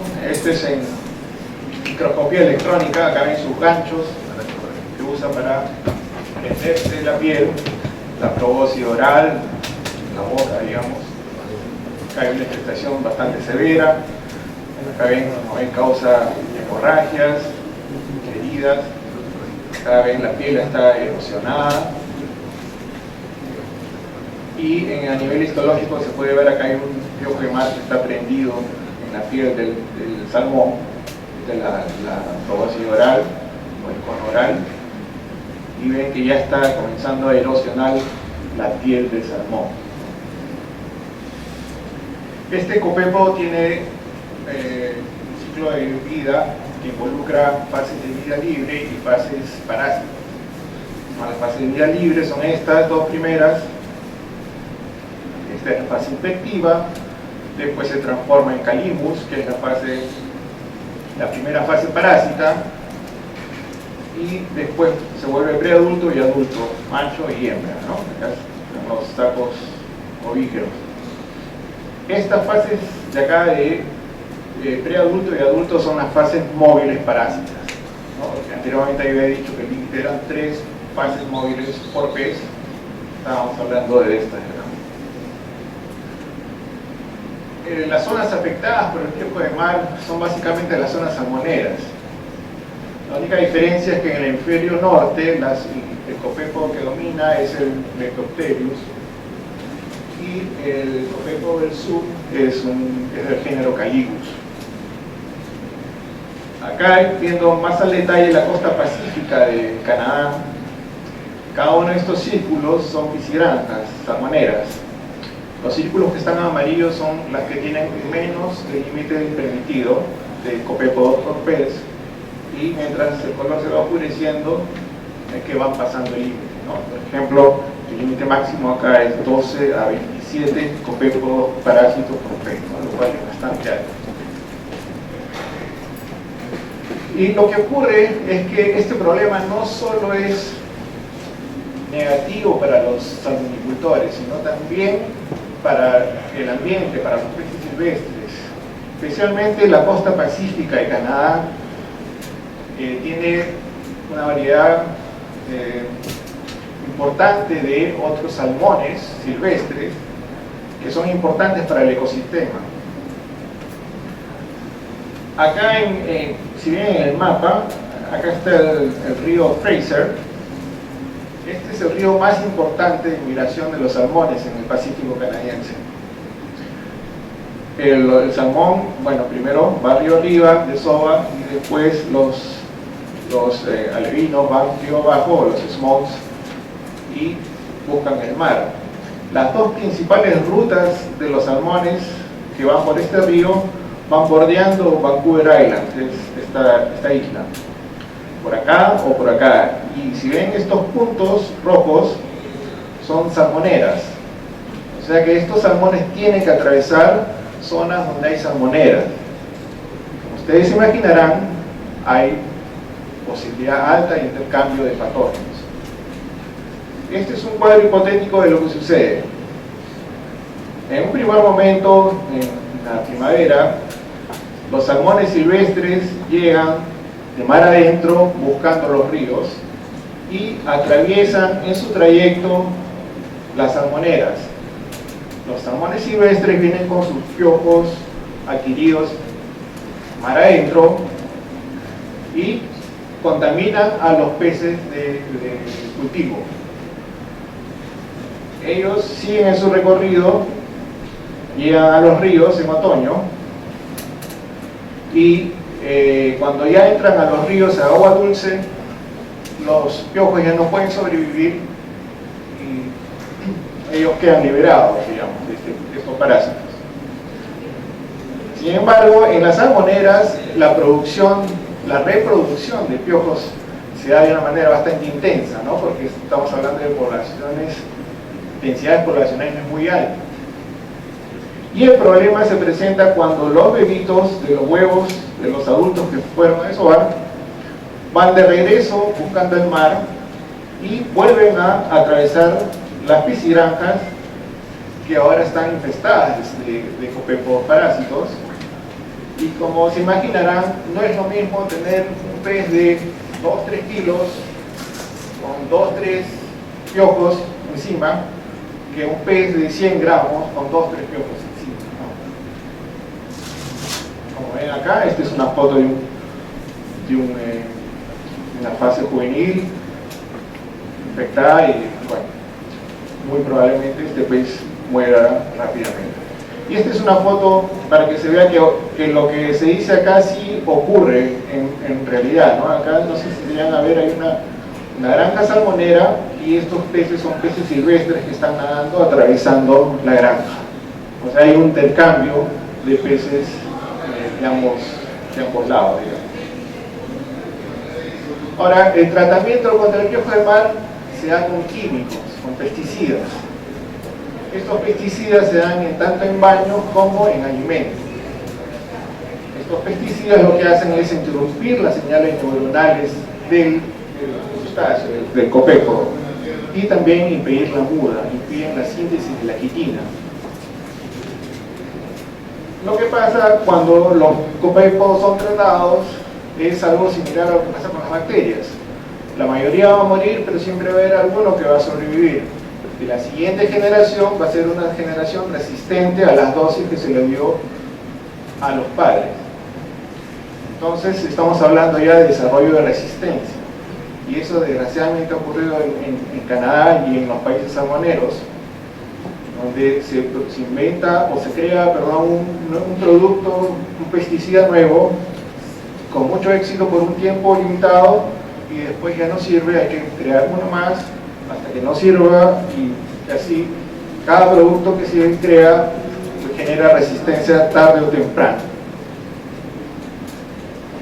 Otro problema es que los parásitos copepos no son los únicos crustáceos que están en el agua, obviamente. Tenemos el zooplancton, y dentro del zooplancton hay larvas de especies de gran importancia comercial. En la costa atlántica de Canadá, por ejemplo, tenemos la pesquería de la langosta, que es importantísima. Genera 70.000 toneladas al año y 500 millones en valor. O sea que la gente que está dedicada a esta actividad está muy preocupada por el daño que pueden tener sus pesquerías con los tratamientos constantes en las salmoneras. El manejo que se hace para combatir al piojo de mar es tratamientos sincronizados. Por ejemplo, si tenemos, qué sé yo, unas 3 salmoneras en una bahía, tratémoslas todas al mismo tiempo, ¿no? Conversemos con los otros salmoneros y hagamos el tratamiento al mismo tiempo, porque ¿qué pasa si yo trato mi salmonera y el del costado no? Bueno, los parásitos de su salmonera van a regresar a la mía, entonces no tendría mucho sentido. Ahora se está intentando bastante el control biológico con peces limpiadores. Esos peces que picotean en la piel de otro pez se están usando en los cultivos de salmón, peces de la familia Lavridae. Esto no es una solución al 100%, pero sí es un buen complemento con otras medidas que se van a tomar. Se están probando uso de inmunoestimulantes y probióticos, también remoción mecánica, obviamente no con los dedos, sino con chorros de agua a presión. Se están tratando de seleccionar razas de salmones resistentes a estos crustáceos y se trata de tener producciones sincronizadas y periodos de inactividad. O sea, se cosecha y se deja descansar un poco el ambiente, no se pone peces por unos pocos meses y se vuelve a empezar.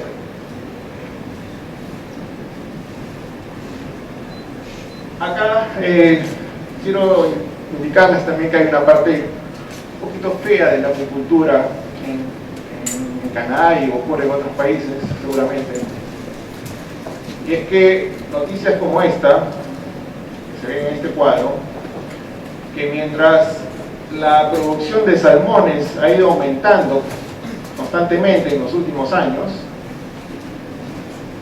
a la vez la población de salmones silvestres ha ido decayendo. Entonces se hace una asociación, ¿no? ¿Quién es el culpable? Algunos dicen, bueno, la acuicultura. Es probable que parte de la razón sea cierta, ¿no? Hemos visto de que los piojos de mar pueden ser transmitidos a los animales silvestres, en fin, pero también hay otras situaciones, ¿no? Cambio climático, polución. Entonces hay que tomar con cuidado esto. Bueno, pero en Canadá existe bastante conciencia ambientalista. Esos son movimientos bastante fuertes, ¿no? Hay gente que sale a protestar por las piscigranjas, están descontentos de que haya piscigranjas, especialmente en la costa pacífica de Canadá. Y a veces también se genera miedo infundado. Por ejemplo, se dice, tengan cuidado si comen pez infectado con ISA, ¿no? Les puede pasar algo. Lo cual no es cierto, no va a pasar. Los nativos canadienses también son gente por su idiosincrasia muy pegados a su tierra, a su mar, a su naturaleza, ¿no? Como los nuestros, igual. Y ellos también como que están un poco preocupados por la acuicultura. Y a esto le adicionamos de que la mayoría de o al menos las granjas más grandes, son de capitales noruegos. O sea, los que vienen a hacer el problema no son canadienses, sino son extranjeros. Y acá tenemos, bueno, un grupo de ambientalistas. Estos son la crema innata de los ambientalistas en Canadá. Esta es una señora, una bióloga, se llama Alexandra Morton, un dolor de cabeza para los salmoneros. Ella constantemente está publicando en su blog y también publica en journals internacionales los problemas de la agricultura, ¿no? Acá está ella agarrando un pez con piojos de mar. Acá está David Suzuki, no sé si acá en Perú es conocido, pero en Canadá él produce muchos documentales de cuidado del medio ambiente muy buenos. Acá está Pamela Anderson, no sé si se acuerdan, la chica Baywatch de los 90, también se ha vuelto ambientalista, está bastante en la cara protestando por la acuicultura. Y acá hay una representante de Sea Shepherd, que es más o menos el Greenpeace. Entonces, y estos grupos pues que protestan no son cuatro gatos, ¿no? A veces son protestas masivas y usan los medios muy inteligentemente. Entonces, como que tienen en jaque un poco a la acuicultura del lado de Colombia Británica, el lado del Pacífico de Canadá, ¿no? Yo, en mi opinión personal, yo digo que está bien que se tenga esto porque es una especie de contrapeso, ¿no? Porque la acuicultura hay veces puede cometer errores y siempre es bueno que haya alguien vigilando, ¿no? Simplemente hay que tomar esto con pinzas y hay que pensarlo bien. Bueno, y hay nuevas noticias, ¿no?, que causan más preocupación, como que se confirma de que el virus de Lisa apareció en el Pacífico, aunque todavía el gobierno no lo acepta. Y nuevas enfermedades emergentes, como la enfermedad causada por el reovirus. Sí. Bueno, esta diapositiva es la más importante de esta presentación, porque el mensaje que quiero transmitir es de que los problemas sanitarios deben ser enfrentados no individualmente, sino en forma conjunta, ¿no? El gobierno, la industria y la universidad de forma sinérgica deben enfrentar estos problemas. Y así lo entiende Canadá. Por ejemplo, el gobierno tiene un programa nacional de sanidad de animales acuáticos implementado en el 2005 y es administrado por la CFIA, que es la Agencia de Inspección de Alimentos de Canadá, y es llevado a cabo por el DFO, que es la División de Pesquerías y Océanos. Bueno, no se dejen engañar por los nombres son instituciones creadas mucho antes de que la acuicultura aparezca, ¿no? Ahora seguramente tendrían nombres más ligados a la acuicultura, pero en fin, estas son las organizaciones del Estado que se encargan de velar por la sanidad de los animales acuáticos. Y el DFO lleva a cabo pruebas de diagnóstico, investigación y consejería científica.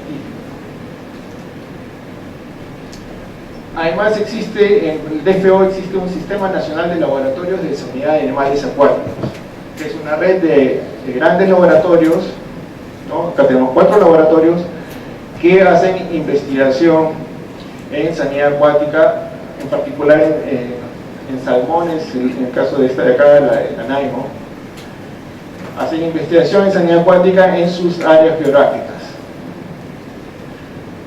Esta red de laboratorios tiene como fin desarrollar pruebas de detección para patógenos específicos, los patógenos reportables y los no reportables, pero que son de importancia para el país.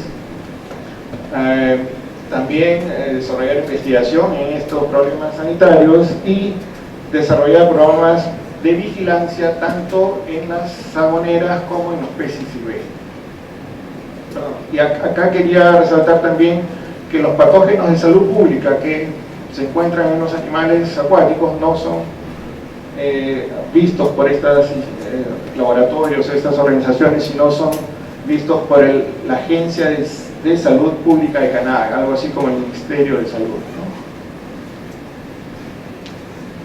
Bueno, acá pongo algunos ejemplos de las investigaciones que viene desarrollando el DFO con su red de laboratorios, ¿no? Ellos hacen investigación en los problemas que están causando, en los problemas más difíciles en este momento, ¿no? En el ISA y en el piojo de mar especialmente, ¿no? Acá yo les listo una serie de investigaciones en las que están envueltos y bueno, estas son solo seleccionadas en cuanto a salmones, ¿no? Ellos tienen otras investigaciones más de moluscos bivalvos, ¿no?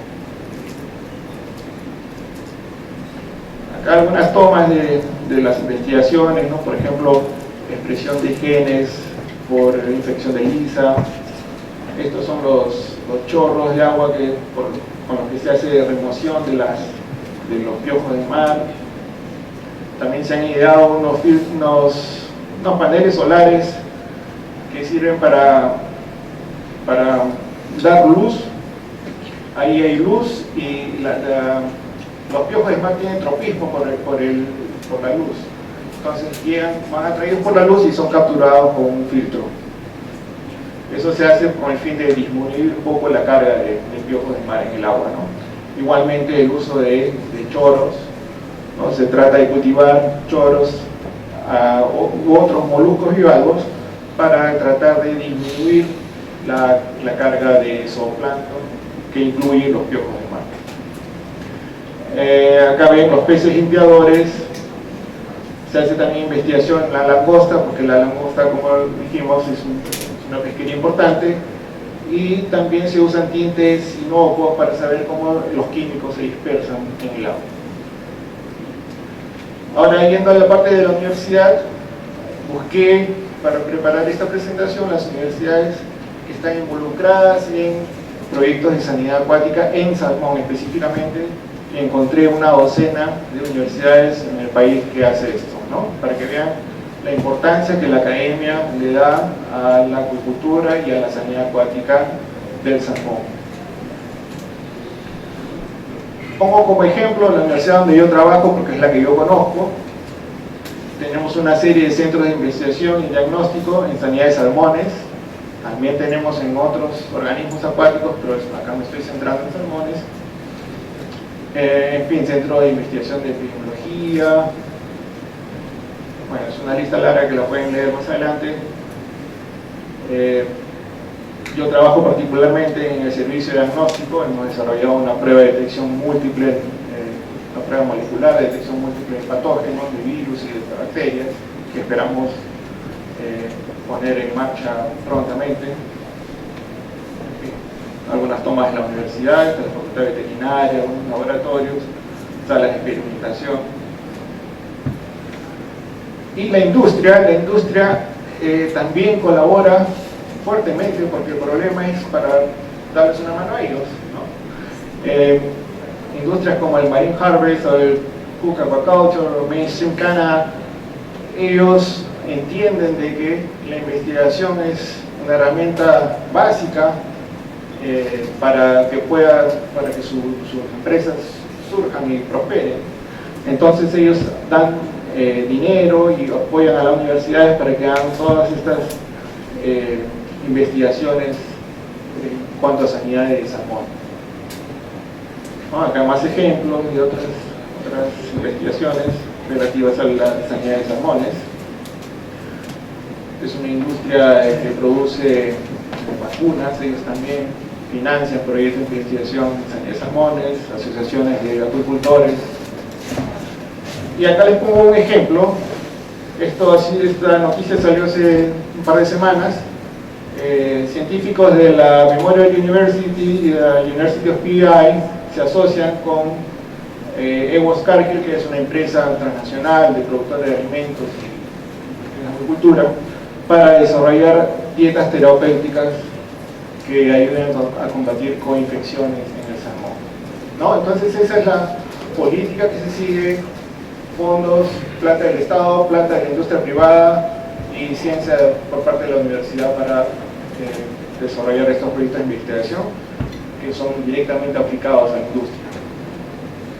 Y finalizo acá con estas muestras de, bueno, son revistas de investigación y desarrollo donde se publican los trabajos de investigación que son relativos a la sanidad acuática de salmones y otros organismos, además de múltiples publicaciones en journals internacionales, por supuesto, ¿no? Bueno, los dejo con esta diapositiva. Les agradezco su atención.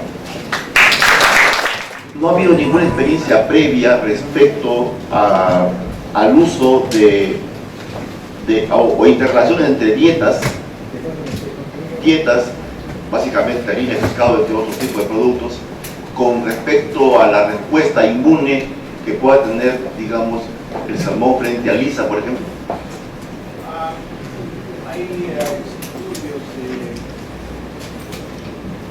Hay estudios. Sí, no estoy muy al tanto de dietas específicas. Lo que estoy al tanto es que hay estudios de uso de probióticos que acompañan a las dietas para fortalecer el sistema inmunológico. Porque en el caso particular de lisa y también en los piojos de mar, sucede que los salmones no tienen una respuesta inmunológica muy fuerte, y entonces los interesantes es inducir la respuesta inmune con probióticos y con bacterias, bueno, bacterias que supuestamente son benignas, pero no estoy al tanto. ¿Perdón? ¿Qué probióticos? Bueno, no sé exactamente qué bacterias probablemente sean, no sé, bacterias. Lo que ven es colonias de bacterias por ejemplo, para Para los piojos de mar lo que buscan es las bacterias que encuentran en el mucus y las bacterias que encuentran en el estómago de los peces resistentes. Esas tratan de dárselas a otros peces para ver si es que responden y aumentan su respuesta inmune.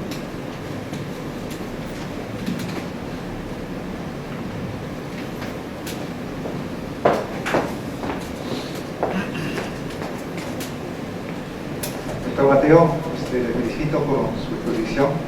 Quiero hacer una pregunta respecto a los gastos que involucra todo esto de Visa. En un momento dijo que eran gastos muy altos, ¿no? Alrededor de 7 millones de dólares. La pregunta es por qué consideran tan altos para una industria que tiene ingresos alrededor de 500 millones de dólares, ¿no? Básicamente por ahí va mi pregunta. ¿No? Y también, pero simplemente, ¿estos gastos quién los asumía, el Estado o la industria? Esa es muy buena pregunta. El Estado ayuda, cubre un porcentaje bastante alto cuando se dan estas episodios. El Estado cubre gran parte, no sabría decir qué porcentaje exacto, pero es un porcentaje mayoritario y ayuda así a los agricultores para que mantengan su negocio. ¿Por qué es tan alto? Es porque simplemente cuando se da una epizodia, lamentablemente hay que desechar a los peces que están infectados. Entonces estamos hablando de una pérdida de animales, estamos hablando también de pérdidas de mercados, esos peces que no pueden llegar a su destino. Estamos hablando de mejorar sistemas de bioseguridad y implementar programas de vacunación. Es una serie de gastos y que sumándolos deberían ser bastante altos, ¿no? Además que la mano de obra en países desarrollados es bastante alta también, ¿no? Pero básicamente es la pérdida los volúmenes de producción. Ese es el caso mayor. El pez mismo, ¿no? Se tiene que desechar los lotes infectados y eso cuesta un montón de plata. En el 2007 se presentó como prueba manifestado el virus ISA en la salmonería chilena, Sí. Que afectó mucho a esta industria. Hubieron varias granjas chilenas que quebraron. Se hizo una investigación sobre las causas de esta epidemia y sobre todo por qué había afectado este virus tan fuertemente a la salmonicultura chilena. Porque simultáneamente en el 2007 también se presentó este mismo virus en Noruega, en el salmón noruego. Inclusive se sospecha de que ese virus pasó en Noruega a Chile. Pero no afectó tanto a la industria salmonera noruega. Había una investigación, yo tuve la oportunidad de estar presente en los resultados de esa investigación, porque se había afectado tanto a la salmonicultura chilena. Y la conclusión fundamental fue, aparte, ¿no?, de que la demasiada concentración en algunas granjas, había mucha densidad en algunas granjas, que fue un factor, pero el principal factor fue la dieta de los salmones. Resultó que a raíz del descubrimiento de las grandes propiedades que tiene el aceite de pescado, subió el precio, ¿no?, fuertemente, igual que ahí en el pescado. Entonces, en algunas granjas chilenas bajaba el consumo de harina y aceite de pescado, sobre todo el aceite, que lo sustituyeron con aceite de soya para bajar costos.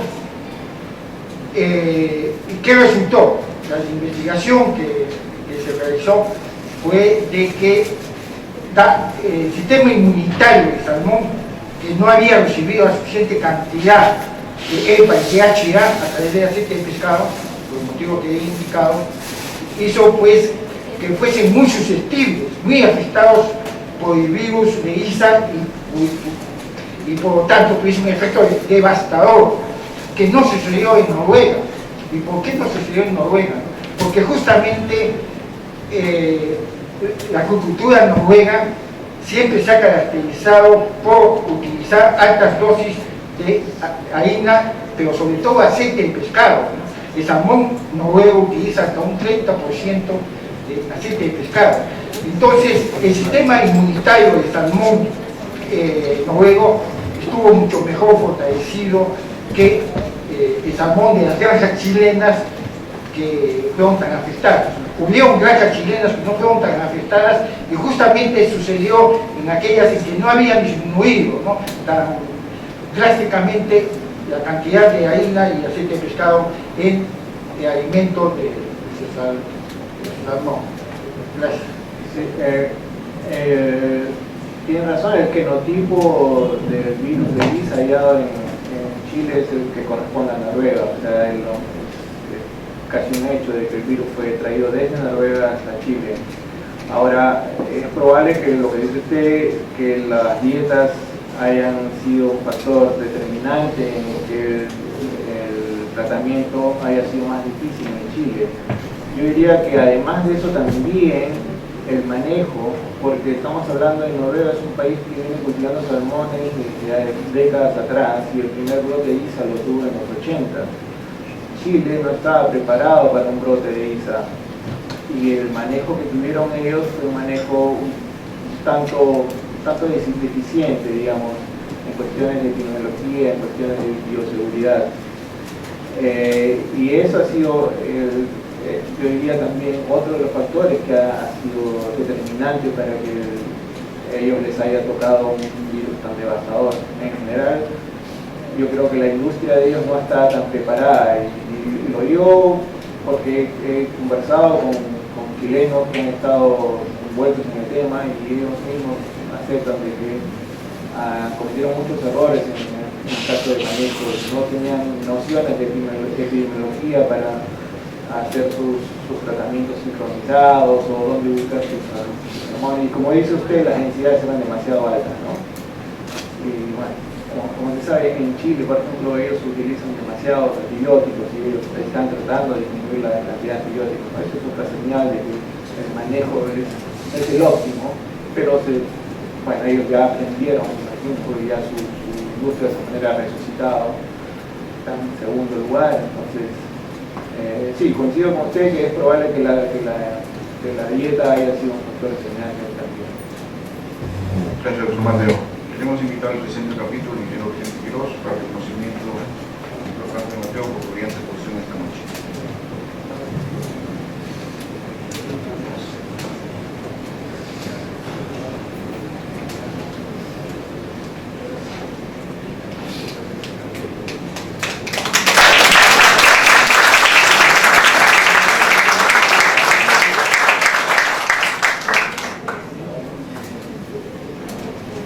Invitamos al ingeniero Quiroz para las palabras finales de este evento.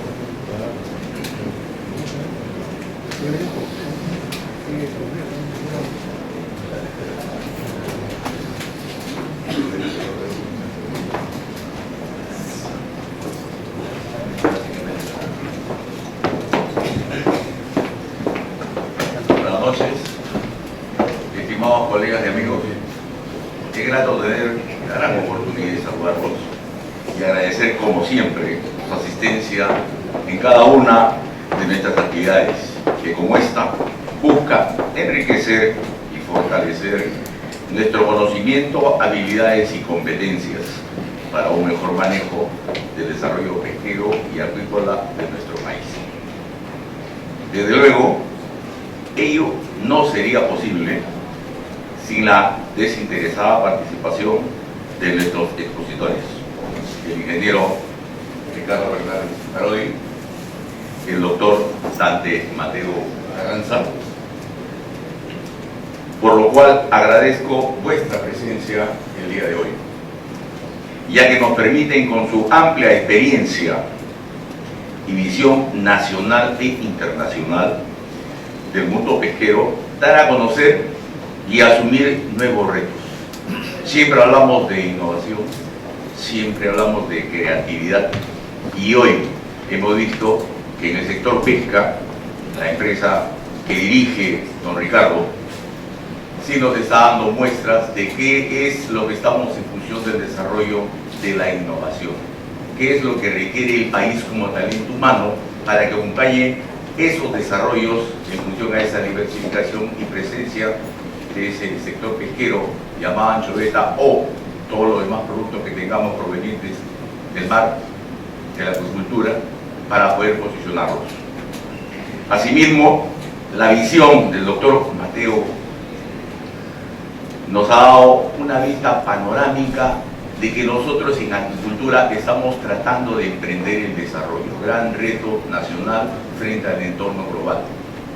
Hoy día nos ha dado didácticamente qué es lo que necesitamos como país, un programa nacional de prevención y control de enfermedades.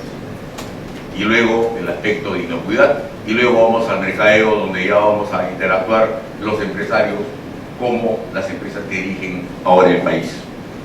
Hemos llegado al mes de diciembre, esta es nuestra última conferencia, justamente en pesca y agricultura. Nos han acompañado dignos representantes para hacer el cierre del año 2016. Estamos seguros que el año 2017 será muy venidero, nos traerá nuevas oportunidades para reencontrarnos. Finalmente, doy por concluida esta actividad y aprovecho la oportunidad para desearles que tengan ustedes una feliz Navidad, un próspero año nuevo y que el desarrollo del país y vuestra contribución permitan el engrandecimiento del Perú. Muchas gracias.